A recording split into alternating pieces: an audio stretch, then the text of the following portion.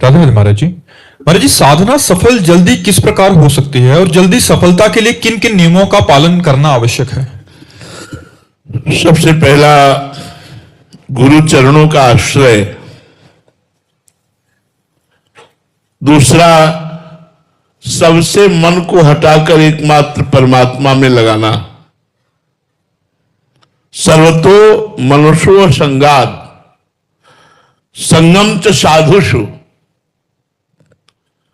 सबसे मन को अलग करके, अगर बहुत जल्दी भगवत प्राप्ति की बात है, सर्वतो मनुष्य संगात संगम च साधुषु दयाम मैत्रीम प्रशयम च भूते श्रद्धा यथोचितम।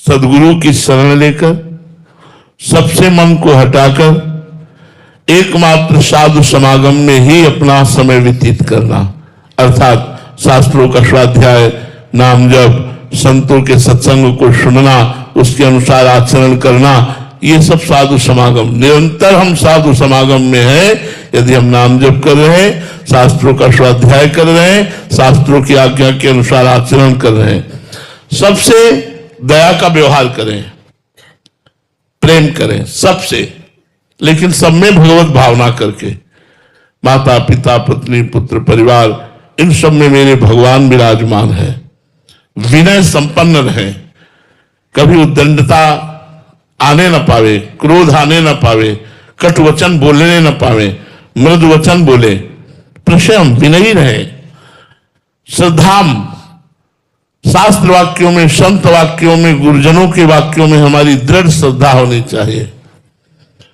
और समस्त भूतों में भगवान विराजमान है ऐसा मानकर सबकी जहां सेवा का अवसर मिले सेवा करनी चाहिए। जब हम निरंतर नाम जप करते हैं, सब में भगवान को देखते हैं, किसी से वैर नहीं करते, असंग निरपेक्ष रहते हैं, तो भगवान की कृपा से, यहां भी कृपा, भगवान की कृपा से हमें ज्ञान हो जाता है कि मैं स्त्री नहीं हूं, ये स्त्री एक ढांचा है, मैं मन नहीं हूं, मन एक प्रकृति जनित रचना है, मैं स्वभाव नहीं हूं, मैं मन, स्वभाव और शरीर इन तीनों से परे भगवद अंश हूं, भगवत स्वरूप हूं। जहां ऐसा अनुभव हुआ वो मोक्ष को प्राप्त हो गया, या भगवान से प्रेम हुआ तो मोक्ष को प्राप्त हुआ। तो सबसे पहले गुरु की शरण में होना, फिर मन को सबसे हटाकर परमात्मा में लगाने का अभ्यास करना, नाम जप करना, श्रद्धा पूर्वक शास्त्रों का स्वाध्याय करना, सब में भगवान को देखना, जो भी कर्म कर रहे हो भगवान के अनुकूल करें, इसी से बात बन जाएगी, इसी से भगवत प्राप्ति हो जाएगी। घनश्याम जी राजस्थान से। गुरुदेव, आपके चरणों में कोटि कोटि नमन। गुरुदेव, आपके सत्संग में सुना है कि कृपा ही सर्वोपरि है, कृपा से सब कुछ संभव है, साधना भी कृपा से ही संभव है, जीव का उद्धार अंततः केवल कृपा पर ही आश्रित है। किंतु महाराज जी, शास्त्रों में अंगुलीमाल डाकू जैसे उदाहरण मिलते हैं जिन पर ईश्वर की अप्रत्यक्ष रूप में कृपा प्रकट हुई। तो ऐसे में मन में आता है कि क्या कृपा सर्वथा अहेतु और निरपेक्ष है, अथवा उसके पीछे भी जीव का कोई सुकृत पूर्व जन्म का कर्म, अंतःकरण की पात्रता या कोई सूक्ष्म कारण कृपा का आधार? नहीं, भगवान को अहेतु की कृपालु कहा गया है। अहेतु की कृपालु का तात्पर्य होता कोई हेतु ना होना। तो वो क्यों कृपा कर रहे हैं इसका कोई कारण नहीं है। जैसे हम सबको मनुष्य जन्म मिलना, मनुष्य जन्म में भी बुद्धि प्रधान स्वस्थ शरीर, साधु समागम, वृंदावन धाम आना, संत समागम करना, भजन करना, भगवान से जुड़ना, मुझे तो सब केवल अहेतु की कृपा ही दिखाई देती है। जैसे मनुष्य शरीर मिला तो इसमें हमारे पुण्य नहीं काम किए, कबहू का करी करुणा नर देही, देत ईस बिनु हेतु सनेही। बिना हेतु प्रेम करने वाले भगवान ने मुझे मनुष्य शरीर दिया है, वो इसलिए दिया है कि हम साधन भजन करके अपना कल्याण कर लें। साधन भजन करना ही भगवान की कृपा है। अगर आप साधन भजन ना करें, मनमानी आचरण करें, तो आप कृपा का तिरस्कार कर रहे हैं। आप साधन भजन करें, शास्त्र की आज्ञा, गुरु की आज्ञा के अनुसार चलें, तो आप कृपा का आदर कर रहे हैं।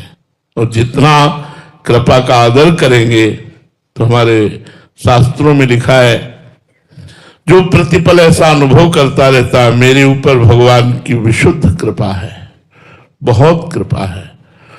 हर क्षण भगवान का स्मरण करता रहता है और आए हुए दुख सुख को समान भाव से सह लेता है। वो परम पद का ऐसे अधिकारी हो जाता है जैसे पुत्र स्वाभाविक कानूनन वो अपने पिता की प्रॉपर्टी का अधिकारी हो जाता है, ऐसे वो दास भगवान के परम पद का अधिकारी हो जाता है। कौन? जो प्रतिपल कृपा मनाता रहता है, प्रतिपल भगवान का स्मरण करता है और आए हुए विपत्ति या संपत्ति, सुख या दुख, मान या अपमान, उसको सहज भाव से सह लेता है। वो भगवान के परम पद का ऐसा अधिकारी हो जाता है जैसे पिता की संपत्ति पर पुत्र का स्वयं अधिकार हो जाता है। इसलिए हम हर क्षण अहेतु की कृपालु भगवान की अहेतु की कृपा का आश्रय लेकर खूब नाम जप करें, शास्त्र के अनुसार आचरण करें और उनको भगवान को समर्पित कर दें। इससे हमारा कल्याण की तब तक तो जब स्मृति ही नहीं कर्म की स्वयं हो रहा है, और जब तक स्मृति की कर्म मेरे द्वारा कराया जा रहा है, तो जो करा रहा है उसी को समर्पित है। हम एक मुनीम की तरह काम करें, मालिक प्रभु को माने, तो उनका तो है, लेकिन रजिस्टर तो सामने रखते ही हम जाके पूरे दिन की कमाई, पूरे दिन का कार्य प्रणाली, पूरे दिन की आय व्यय, जैसे मुनीम अपने मालिक के सामने रखता है, ऐसे आप अपने ठाकुर जी के सामने रखिए, अपने गुरु जी के सामने रखिए। हे प्रभु, सुबह इतने बजे उठा, ये किया, वो सब आपको समर्पित। ये नौकरी की, ये व्यापार किया, वो आपको समर्पित। जो धन मिला वो आपको समर्पित। नाथ, आज की संपूर्ण दिनचर्या आपके सामने है। ये फिर प्रणाम करके शयन करने गए, सुबह उठे तो शयन को भी समर्पित कर दिया। फिर दिनचर्या, ऐसे समर्पण से एक दिन आप समर्पण भूल जाएंगे और स्वयं समर्पित हो जाएंगे। स्वयं समर्पित हो गए तो जैसे बिका हुआ मालिक का सर्व वैभव अपना ही मानता है, जो घर का दास होता है। जो रुपया लेने वाला दास होता है वो बाहरी होता है, जो घर का दास होता है, घर का सदस्य जैसा वो होता है, तो मालिक की सारी संपत्ति उसी की होती है। वो ये नहीं कहेगा मेरे मालिक की है, वो कहेगा हाँ बोलिए क्या काम है, मैं हूं तो, क्योंकि वो घर का है, घर का निज जन है, घर का दास है। तो जब स्वयं समर्पित हो जाता है तो घर का दास हो जाता है, तो उससे जो क्रियाएं होती है सब भगवान के लिए स्वतः पहुंच जाती है, उनको समर्पण करने की जरूरत नहीं होती। जब तक कर्ता भाव रहता है, अहम रहता है, स्मृति कर्म की रहती है, तब तक समर्पण करते रहना चाहिए।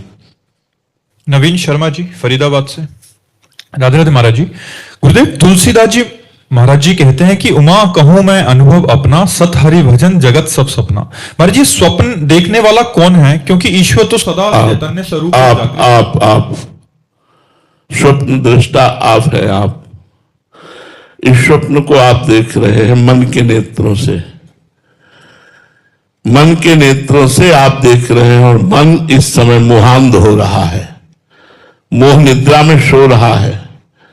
अगर वो जग जाए तो जो जागृत अवस्था है, तो नाना तो हट जाएगा, केवल परमात्मा दिखाई देगा। जाने सो तबहि जीव जग जागा, जब सब विषय विलास विरागा। संपूर्ण भोगों से वैराग्य हो गया, परमात्मा स्वरूप में स्थित हो गया। सर्वम खलमिदम ब्रह्मणे नानास्ति किंचन, या सीय राम में सब जग जानी, करो प्रणाम जोर जुग पानी। ये जगे हुए पुरुष का लक्षण है। आप हैं स्वप्न दृष्टा, आप जगिए, स्वप्न खत्म हो जाएगा। जागे जथा स्वप्न भ्रम जाए। ये जो मोह जनित निद्रा है, ये गुरु जगा रहे हैं, सत्संग जगा रहा है, शास्त्र जगा रहे हैं। जग जाओ, जगा संपूर्ण जगत को वासुदेव में देखता है। सोया स्त्री पुरुष, अच्छा बुरा, जड़ चैतन्य, साधु असाधु, ये सब देखता है। तो अभी स्वाप्निक दृष्टि हमारी है, अभी जागृत दृष्टि नहीं है। जो जागृत दृष्टि वो ब्रह्माकार है, जो स्वाप्निक दृष्टि है वो प्रपंचमय है, तो अभी हमारी स्वाप्निक दृष्टि प्रपंच में, वो स्वप्न दृष्टा मैं ही हूं और कोई नहीं है। जाग जाओ तो जो मैं था वही मैं है, वही मैं रहेगा, और वो मैं एक है। ब्रह्मविद ब्रह्मैव भवति, वो स्वयं ब्रह्म स्वरूप हो जाता है। देवेंद्र शर्मा जी, नोएडा से। गुरुदेव आपके चरणों में कोटि कोटि प्रणाम। महाराज जी, मेरा प्रश्न है कि भगवान के रास्ते पर चलना इतना कठोर सा क्यों लग रहा है? कभी कभी तो बहुत सुख मिलता है, लेकिन कभी कभी बहुत कठोरता सी लगती है। ऐसा लगता है कि भजन नहीं हो पाएगा। कभी संसारिक पिक्चर देखने जाए तो मन, मतलब 3 घंटे कब निकल गए ये पता ही नहीं लगता, पर भजन में 3 घंटे निकालना महाराज जी अंदर मन तहलका मचा देता है। ऐसे में महाराज जी कोई हल है क्या? हाँ, क्यों नहीं है, हर बात का हल है। आप करना चाहो, देखो आपके अंदर सुख बुद्धि हो गई फिल्म में, आपने पहले सुख बुद्धि की है, जबकि उसमें कहां सुख है, क्या सुख है? आप सब जानते हैं फिल्म झूठी होती है।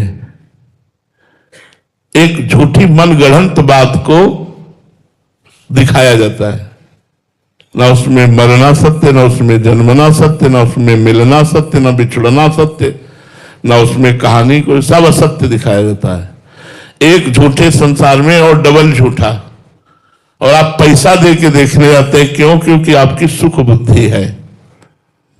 यदि भगवान के भक्तों के संग से